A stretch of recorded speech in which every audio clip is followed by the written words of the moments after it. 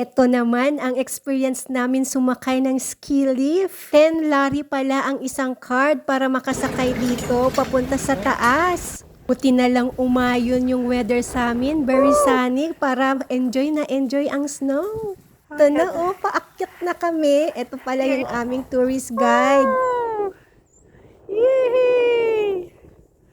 Woo! Very good.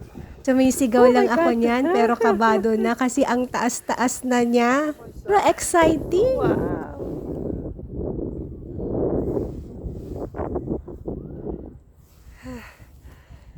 Meron pang pangalawang lift pero okay na ako Okay. dito. Now it's closed. No, I don't want the second one. It's very high. Yes, very high.